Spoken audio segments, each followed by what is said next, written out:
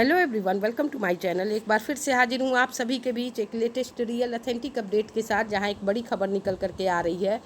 शुरुआत करते हैं वीडियो की। चैनल पर नए हैं, पहली बार विजिट किया है आपने तो सब्सक्राइब कर लें लेटेस्ट रियल अथेंटिक अपडेट के लिए। साथ में बेल आइकन को क्लिक करके ऑल पर सेट कर लें, जैसे ही कोई खबर आएगी उसकी अपडेट आपको फ़ौरन मिल सके।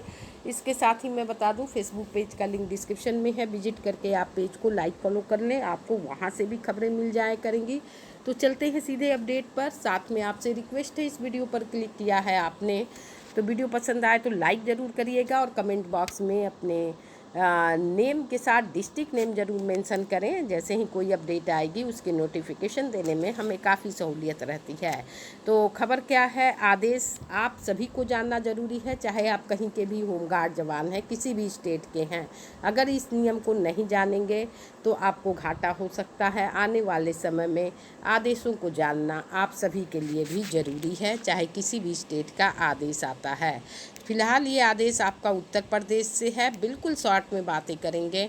और इस आदेश में एक रिट दाखिल की गई थी राम अवध बनाम उत्तर प्रदेश राज्य और अन्य माननीय उच्च न्यायालय द्वारा पारित आदेश दिनांक 22/5/24 के आधार पर कार्रवाई किए जाने के संबंध में महोदय उच्च न्यायालय लखनऊ बेंच में।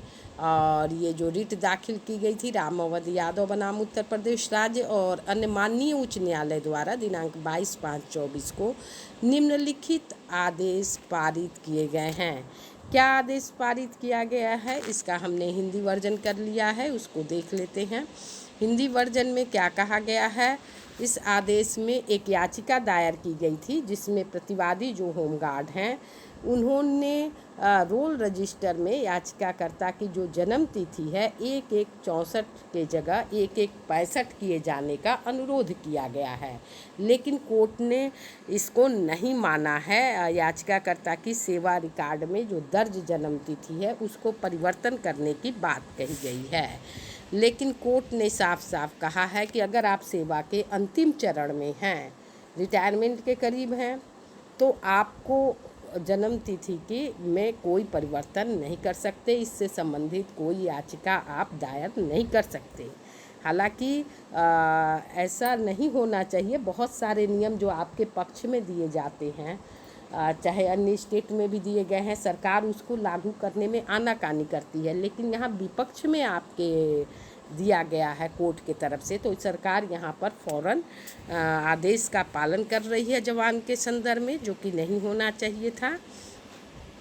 और यही समय है और यही राज्य सरकार का नियम है कि इसको फॉलो कर रही है। रिट याचिका के तरफ से जो आदेश आया है कि अंतिम चरण में आपके याचिका पर कोई सुनवाई नहीं होगी सेवानिवृत्ति के, अगर आप जन्मतिथि में बदलाव की मांग करने के लिए कोई रिट दाखिल करते हैं तो आपकी रिट को खारिज किया जाता है।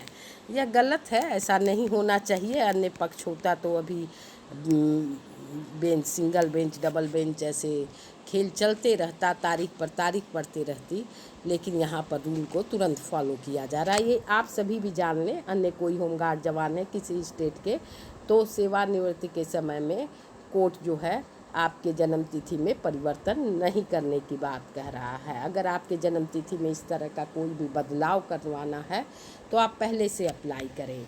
उपरोक्त संबंध में मुझे यह कहने का निर्देश हुआ है कि जन्म तिथि संशोधन के संबंध में माननीय उच्च न्यायालय में आयोजित की जाने वाली उक्त के समान प्रकृति की रिट याचिकाओं में माननीय उच्च न्यायालय के उपयुक्त आदेश दिनांक 22/5/24 के आधार पर माननीय न्यायालय में प्रति शपथ पत्र दाखिल करने की कार्रवाई सुनिश्चित कराई जाए। भौदीय अनिल कुमार, अपर मुख्य सचिव। फिलहाल इस वीडियो में इतना ही, फिर मिलते हैं नेक्स्ट अपडेट में। तब तक के लिए thanks for watching. Thank you so much.